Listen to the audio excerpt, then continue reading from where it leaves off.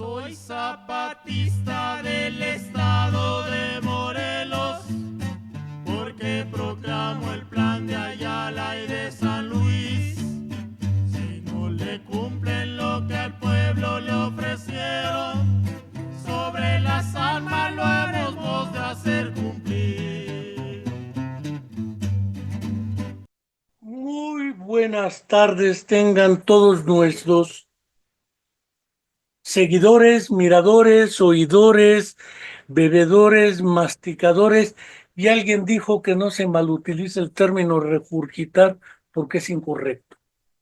Sin embargo, yo lo utilizo como lo refería el poeta Javier Cecilia Sardaín, como una metáfora del proceso de reelaborar el conjunto de ideas que no entran directamente a nuestro sistema cognitivo y a nuestra conciencia solo por el hecho de estar como un estímulo presente en la realidad. Hay que elaborar, reflexionar, masticar, volver a digerir y reelaborar las ideas. Por eso decimos los regurgitadores de la palabra, que se expresa a través de nuestro canal de YouTube, La Comuna de la Palabra.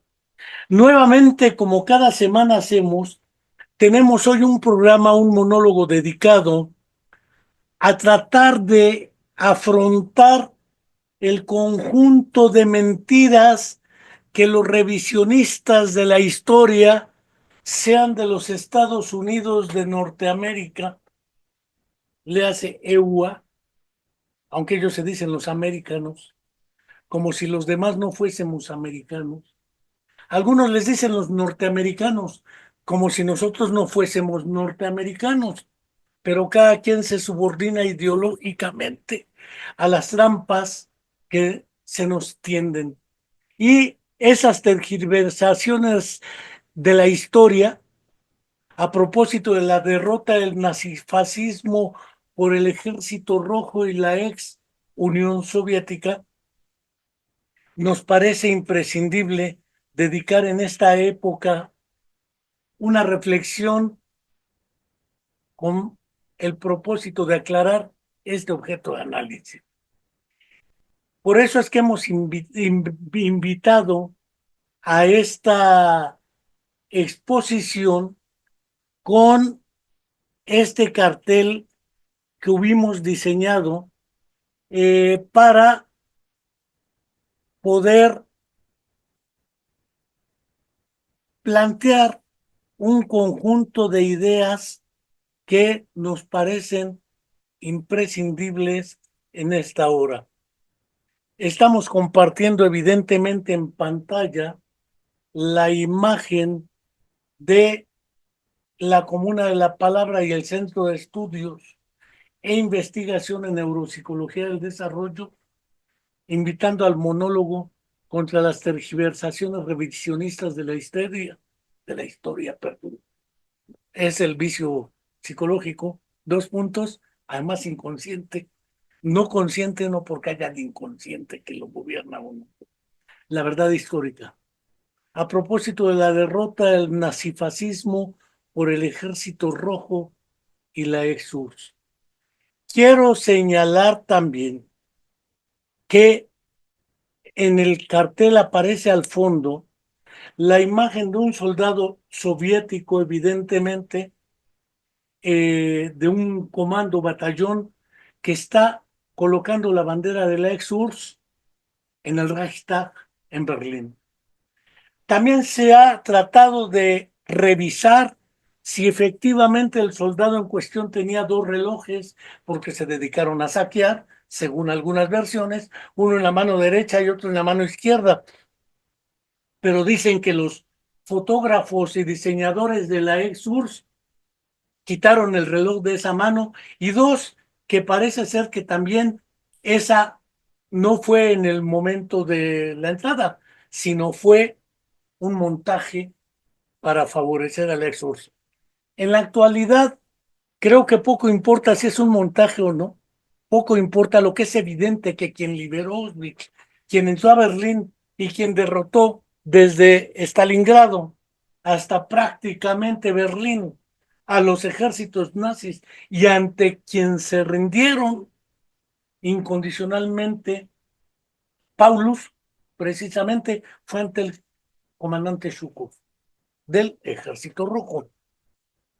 No quiero tampoco eh, dejar de señalar, como cada semana hacemos, que se cumple una semana más horas y no tenemos la verdad histórica, ni la verdad a secas, ni la justicia transicional, ni nada que se le parezca respecto a la desaparición forzada de los 43 estudiantes de la Escuela Normal Rural Raúl Isidro Burgos de Ayotzinapa en Tixla de Guerrero,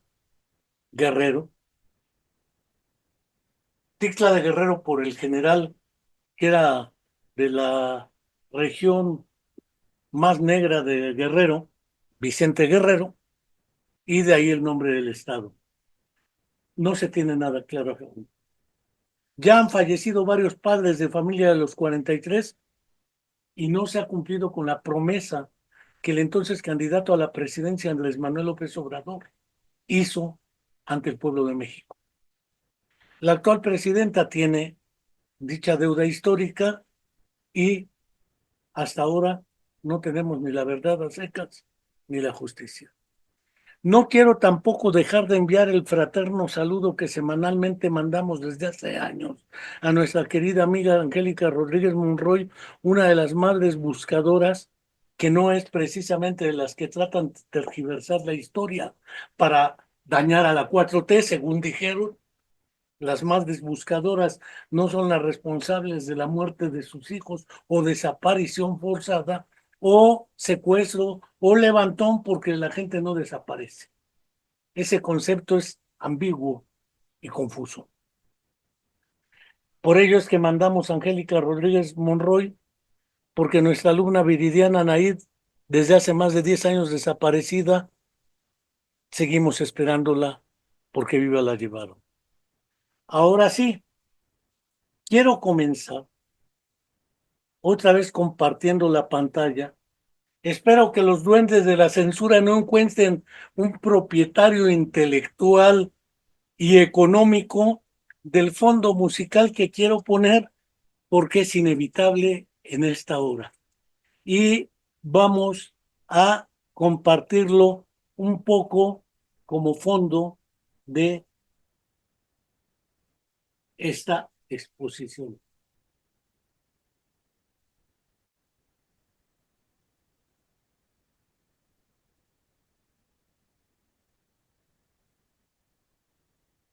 Como verán, es la Internacional, un himno que se hizo famoso mundialmente durante la Guerra Civil Española, durante diversos movimientos de liberación nacional, y que espero no me salgan con que hay un propietario intelectual y económico de dicho himno. Aquí dejo de compartir el fondo y empezamos nuestro análisis dejando de compartir esta idea. Quiero comenzar con los antecedentes que son imprescindibles, según mi opinión, en esta era y hora. Le voy a llamar a esta fase antecedente. Como bien se sabe, después de que aquel personaje que hubiera escrito en México, México Bárbaro, John Kenneth Turner, y otro personaje más, John Reed, que escribió México Insurgente, acabó escribiendo un libro que es popularmente conocido como Los 10 días que estremecieron al mundo, a propósito del triunfo de la Revolución de Octubre, según nuestro calendario, o de noviembre, según el calendario que llevaba la EXUR. Y ahí lo dejo. Como bien sabemos, la Revolución rusa de octubre, noviembre, según el calendario, termina en 1917. Eso de que termine es un decir, porque al triunfo de la revolución internamente las fuerzas de los que son los blancos, curiosamente se fueron a refugiar.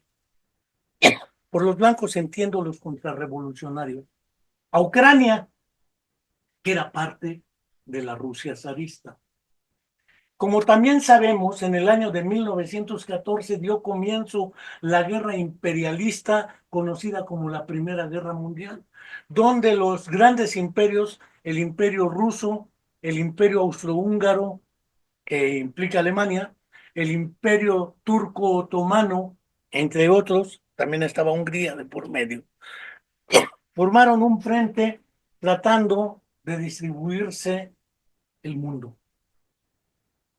Rusia, en ese entonces ya sin zar, con Lenin al frente, buscaba reducir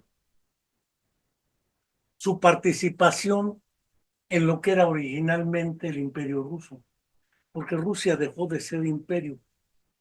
Entonces, en 1917, prácticamente 18-19,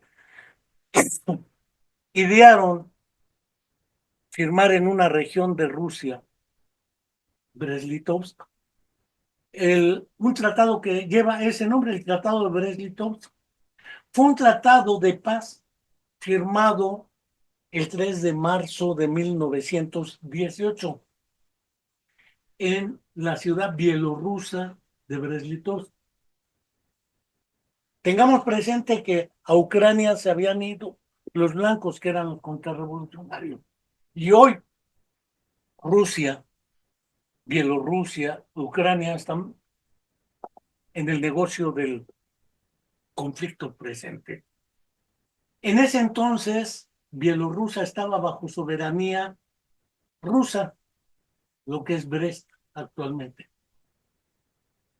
Y esa paz era entre el imperio alemán, Bulgaria, el imperio austrohúngaro, el imperio otomano y la Rusia soviética. Por este tratado Rusia buscaba salirse de el frente oriental porque no podía dividir sus recursos en un frente interno y en un frente externo, que además le fue impuesto por las circunstancias, porque el imperio ruso, bajo la conducción del zar, es el que había pactado con los otros imperios el planteamiento. Cuando Alemania se da cuenta de que la capacidad militar en ese momento de Rusia está débil, impone una serie de condiciones para firmar la salida de la todavía no URSS. La URSS nace con la Constitución de 23-24, donde Ucrania decide integrarse a la URSS. En el tratado, a petición del imperio alemán y los otros imperios, renunciaba a Finlandia, a Polonia, a Estonia, Livonia, Curlandia, Lituania, Ucrania y Besarabia, que a partir de entonces quedaron bajo el dominio y la explotación económica de los imperios centrales. Le hace el imperio austrohúngaro, el imperio alemán y el imperio otomano. Esto implicaba liberar a la URSS naciente, que insisto, hasta la Constitución del 23-24 se declara en URSS, entregó los territorios, además de Ardahan, Kars y Batumi, al Imperio Otomano. Con este tratado, naturalmente Alemania reforzó su frente occidental con efectivos orientales de esos lugares. Sin embargo, como se sabe, finalizó la Guerra Primera Mundial con la derrota de Alemania y los imperios. Al ser derrotados, los acuerdos del Brest-Litovsk quedaron anulados.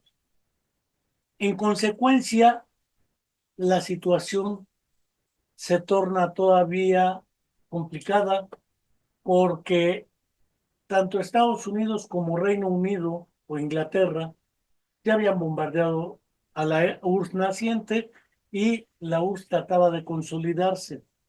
Esa firma de Brest-Litovsk, la cesión para muchos dentro de la ex-URSS, les pareció una cesión del verbo ceder excesiva y por ende implicó un fraccionamiento del entonces Partido Obrero Socialdemócrata Ruso, POSRU, a la postre PECUS, Partido Comunista de la Unión Soviética.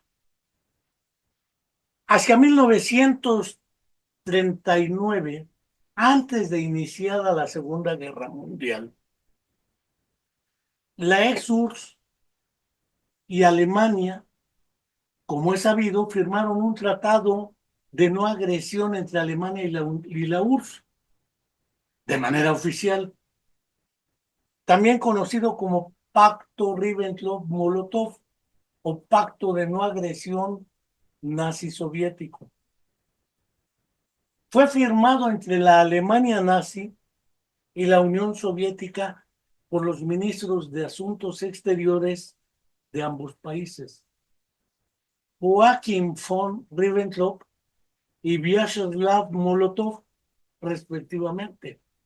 El pacto fue firmado en Moscú el 23 de agosto de 1939, 9 días antes de iniciarse la Segunda Guerra Mundial, primero con la invasión a Polonia por parte de Alemania y después con la anexión de Austria por parte de Alemania. Parece ser que el pacto implicaba, el tratado contenía la cláusula de no agresión mutua por 10 años. Esto implicaba que el compromiso explícito y abierto era no intervenir en caso de guerras entre cualquiera de los dos con otras regiones. Alemania lo que buscaba era evitar que Rusia o la URSS naciente reaccionara militarmente ante la anexión de Polonia y otros lugares.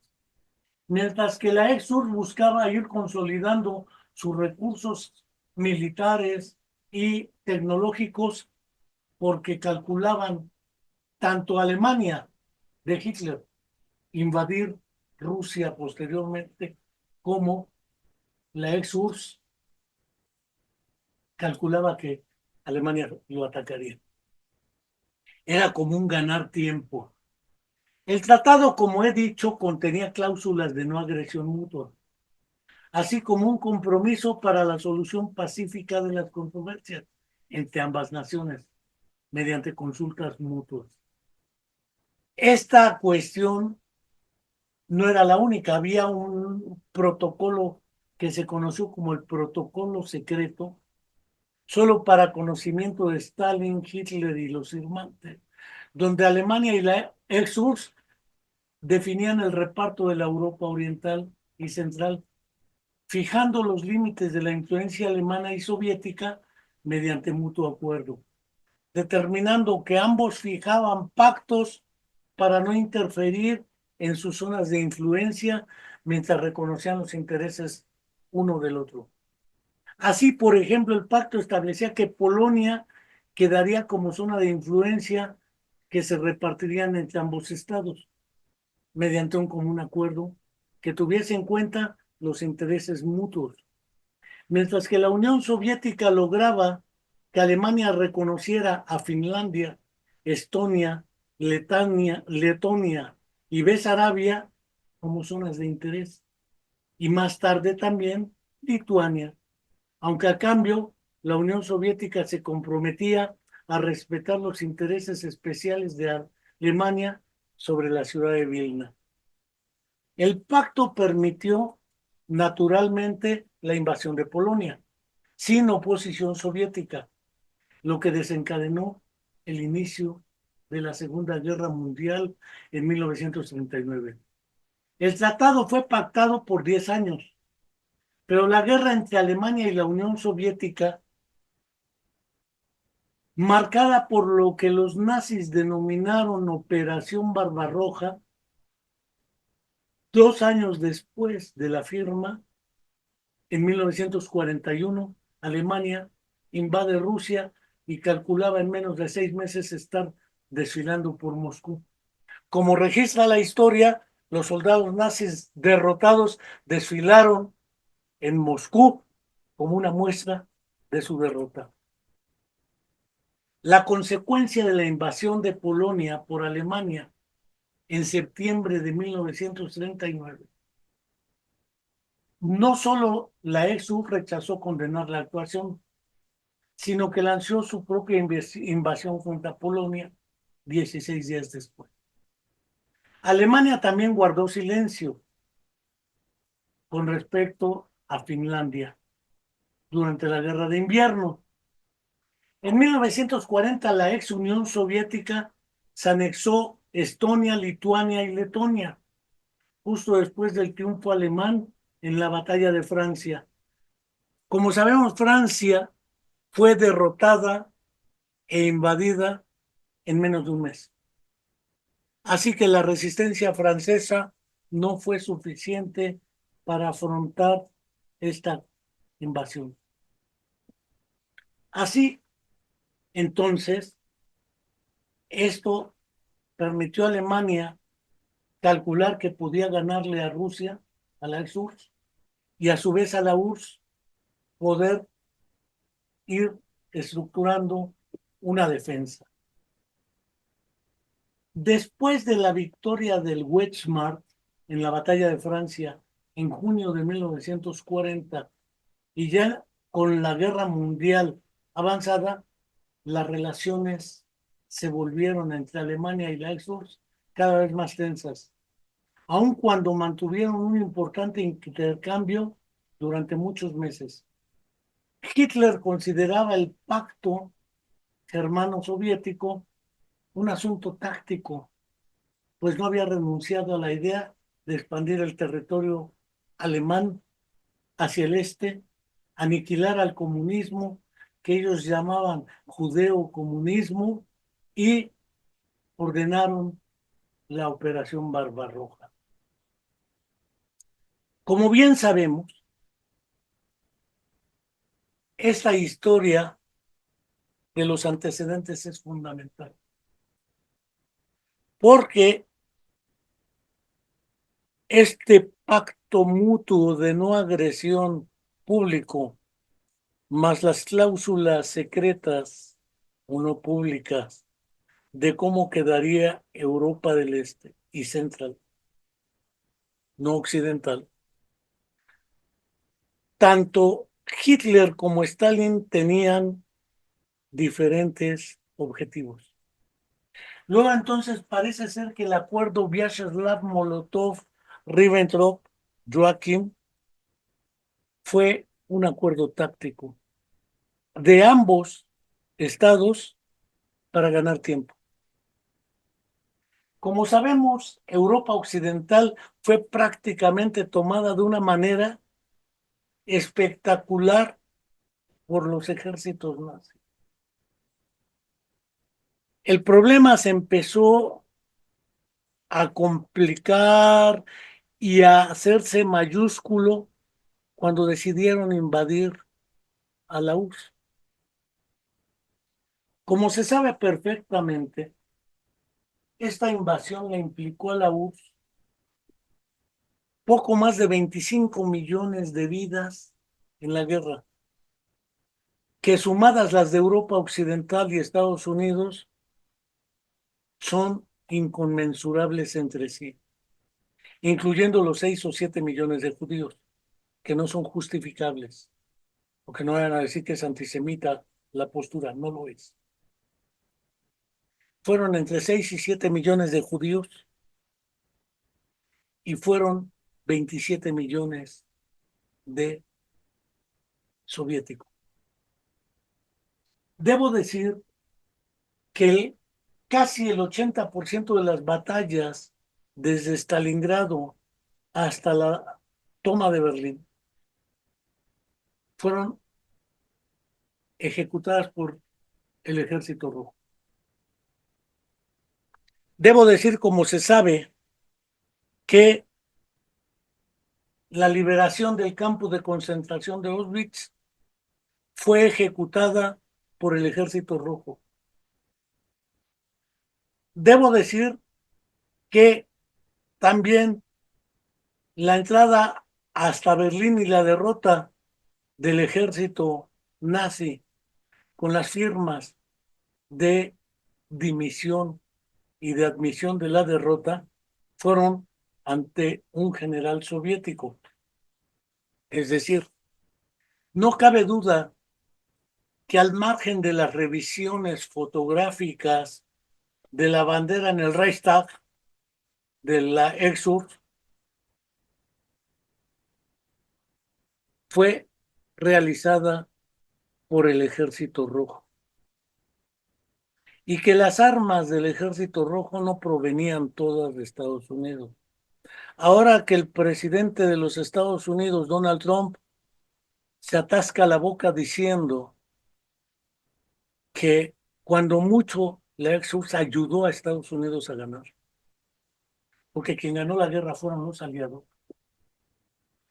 Francia, cuando desembarcan por el lado occidental en Normandía, los aliados no había participado activamente en ello. Las resistencias fueron históricamente conducidas por dos bastiones: los bastiones de la resistencia antifascista y los bastiones de la resistencia comunista, que en esa época estaban claramente orientados hacia la derrota del nazifascismo. Una vez derrotado el problema es de otra naturaleza. ¿Qué sigue? Pero en el que sigue es donde la puerca torció el rabo. Es donde vuelve a presentarse la diferenciación entre proyectos. Lo que les daba unidad a todos los grupos era la lucha antifascista o nazifascista. Como sabemos, no fue el único campo de concentración el de Polonia. Hubo varios en Polonia, hubo varios en Alemania, hubo varios en Italia, en varios países que naturalmente marcaron esta resistencia. Tengamos claro que muchos de los militantes de la resistencia eran sobrevivientes de la Guerra Civil Española también. Anarquistas, trotskistas, comunistas, y no solo los aliados. Francia estaba derrotada. Reino Unido estaba un poco alejado, no estaba derrotado, pero a la hora de la firma de lo que es el conjunto de acuerdos entre el presidente de Estados Unidos en la cumbre de Yalta, Stalin, y lo que era Winston Churchill, era cómo quedaría después de la derrota del nazifascismo el mundo. Sin embargo, no cabe duda alguna de que la derrota militar del nazifascismo desde la ex-URSS, Stalingrado, hasta la batalla de Kursk, Polonia, Yugoslavia, Hungría, Checoslovaquia, la propia Alemania, fue realizada por el Ejército Rojo. Hasta ahí creo que tenemos un bosquejo general de la situación. Tenemos claro que lo que hoy es Rusia no es la ex-URSS. Es decir, el ejército de la Federación Rusa no es el Ejército Rojo. Vladimir Putin no es el representante del Partido Comunista de la Unión Soviética. Y la Federación Rusa no es la ex-URSS. En consecuencia, si lo vemos claramente, hay un nacionalismo acendrado en la postura de la Federación Rusa y quienes le conducen políticamente. No vamos a prejuzgar ahorita si le asiste la razón en la invasión militar a Ucrania. Si después de la caída del muro en el 90, de la perestroika y la glasnost con Gorbachev, Mikhail Gorbachev, no hay una calle en Morelos que se llame Mikhail Gorbachev, pero sí hay una quien ayudó al imperialismo o a los imperialismos a la caída del bloque soviético, Juan Pablo II. No me voy a meter ahorita tampoco a la cuestión del papel de Juan Pablo II, Karol Wojtyła, de Cracovia, Polonia, en esta caída del muro de Berlín y la URSS. Sin embargo, no cabe duda que con la caída de la URSS hubo una extinción de lo que fue la contraparte de la Organización del Tratado del Atlántico Norte, alias la OTAN, lo que era el Pacto de Varsovia, y que ese pacto implicaba la unidad militar de la región del este, o más allá de la cortina de hierro, para defenderse del occidente que estaba comandado por Estados Unidos a través de la Organización del Tratado del Atlántico Norte, u OTAN. Aparte de la OMC, Organización Mundial de Comercio, estaba el CAME, el Consejo de Ayuda Mutua Económica del mismo bloque para apoyar a los países del bloque socialista. Como sabemos, esta desintegración vino a marcar la posibilidad de que la OTAN invadiera los Balcanes, Libia y otras regiones para tratar de ir cercando a la ahora Rusia, porque también hay un antirrusismo en Europa. Macron, por ejemplo, Alemania, por ejemplo, von der Leyen y otra serie de personajes que representan la ultraderecha europea.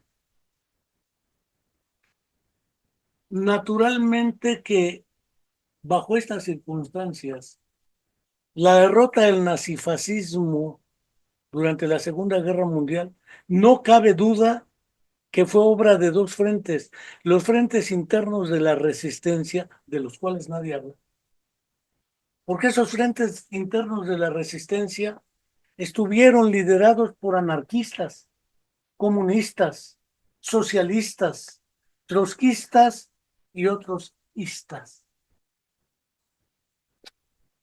Y ellos jugaron un papel determinante en la resistencia, de modo tal que, por ejemplo, una vez derrotado el ejército nazi y admitida la rendición, todavía Estados Unidos tratando de plantear, ponen su bandera en Aimojiwa, Japón, diciendo que ya habían derrotado a Japón. Claro, después de las explosiones de Hiroshima y Nagasaki, el único país que ha producido, distribuido y utilizado las armas de destrucción masiva es Estados Unidos. Eso está clarísimo. Entonces, cuando ponen su bandera en Japón, así como lo hizo el Ejército Rojo en el Reichstag, era como tratando de decir, aquí está el triunfo de la guerra mundial, porque ahí es donde Japón firma la dimisión. No solo eso, Europa festeja en un día distinto el Día de la Unión Europea prácticamente, antirrusa también. Y no invitan a la URSS, es decir, no invitan a Rusia a la participación de la conmemoración de la derrota del nazifascismo. Parece ser que el revisionismo de la historia tiene una estrategia de pinza, como dijeron. Por un lado, el imperialismo estadounidense y la Unión Europea negando el papel de la ex-URSS y del Ejército Rojo, militarmente hablando, pero omitiendo a las resistencias internas en Francia, Italia, Yugoslavia y otras naciones, porque ya no existe Yugoslavia.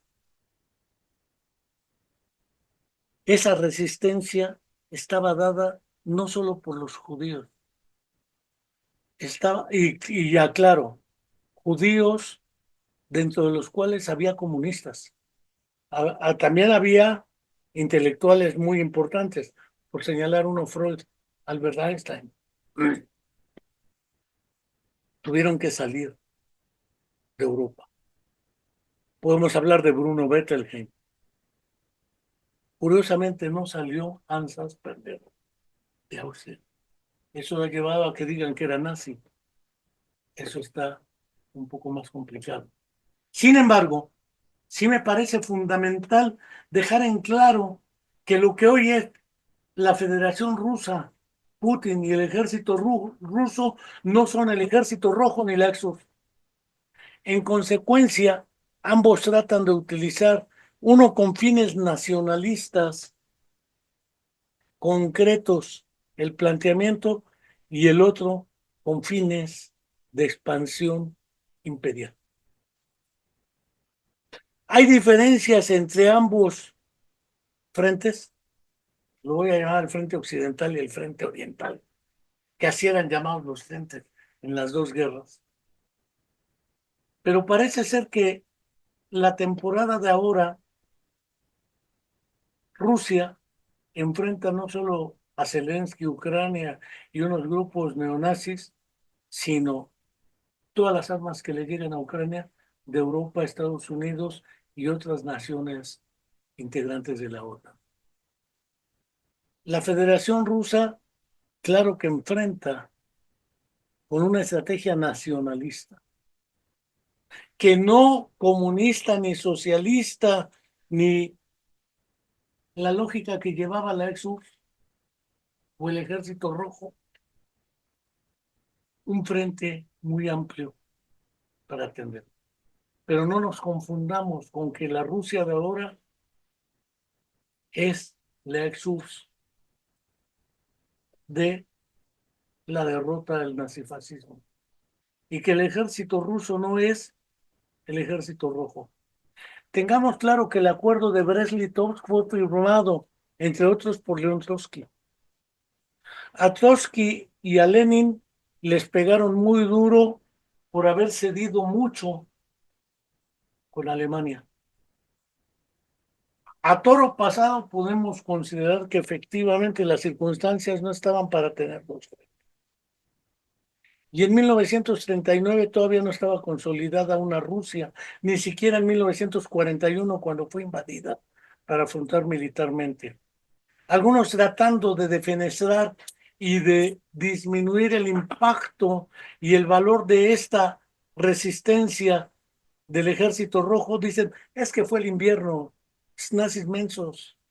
No calcularon que efectivamente el invierno los iba a liquidar. Los rusos estaban acostumbrados a esos inviernos.